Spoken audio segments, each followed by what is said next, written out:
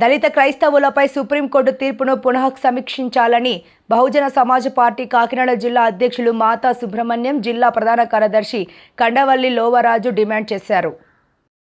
దళిత క్రైస్తవులకు ఎస్సీ హోదా ఉండదంటూ సుప్రీంకోర్టు ఇచ్చిన తీర్పును పునఃసమీక్షించాలని బహుజన సమాజ్ పార్టీ కాకినాడ జిల్లా అధ్యక్షులు మాతా సుబ్రహ్మణ్యం, జిల్లా ప్రధాన కార్యదర్శి కండవల్లి లోవరాజు పేర్కొన్నారు. సోమవారం బహుజన సమాజ్ పార్టీ కాకినాడ కార్యాలయంలో జరిగిన విలేకరుల సమావేశంలో మాట్లాడారు.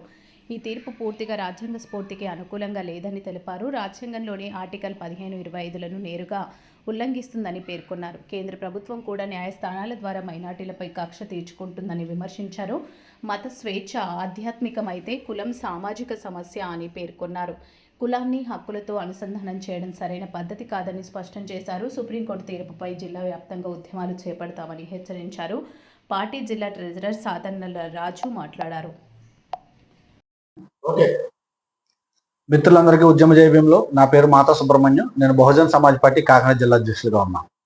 ఈరోజు పత్రికా సమావేశం ఏర్పాటు చేయడానికి ముఖ్య ఉద్దేశం ఏంటంటే, గౌరవ సుప్రీంకోర్టు ఏదైతే తీర్పు ఇచ్చిందో దళిత క్రైస్తవులు బీసీసీగా సర్టిఫికెట్ ఇవ్వాల్సిందని చెప్పి సుప్రీంకోర్టు ఇచ్చిన తీర్పు రాజ్యాంగ విరుద్ధంగా మేము భావిస్తూ ఉన్నాము. ఎందుకంటే ప్రజలందరికీ భారత రాజ్యాంగం మత స్వేచ్ఛను ప్రసాదించింది.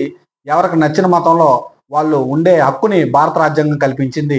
కానీ ఈరోజు క్రైస్తవ మతంలోకి మారినంత మాత్రాన ఎస్సీ కులం నుంచి ఎస్సీ కులంలో ఉన్న వాళ్ళు క్రైస్తవ మతంలోకి మారినంత మాత్రాన వాళ్ళకి జీవితంలో ఏమీ మార్పు రాదో, అదే కులం కొనసాగుతూ ఉంటుంది, అదే పేదరికం ఉంటుంది.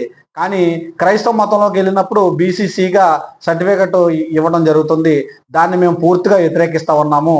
ఎందుకంటే ఏ కులంలోనూ లేనిది ఒక ఎస్సీ కులానికి మాత్రమే బీసీసీ ఇవ్వడం అనేది అది ఖచ్చితంగా రాజ్యాంగ విరుద్ధంగా మేము భావిస్తూ ఉన్నాము.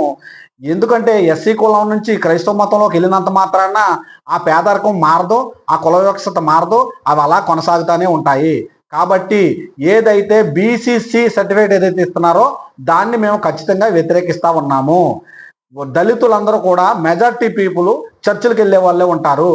వీళ్ళందరికీ కూడా బీసీసీ ఇవ్వటం వల్ల వాళ్ళు ఆర్థికంగా నష్టపోతారు, రిజర్వేషన్లు కోల్పోతారు. కాబట్టి మేము గౌరవంగా తెలియజేసేది అయితే ఏదైతే బీసీసీ ఉందో దాన్ని రద్దు చేయాలని కోరుతా ఉన్నాము.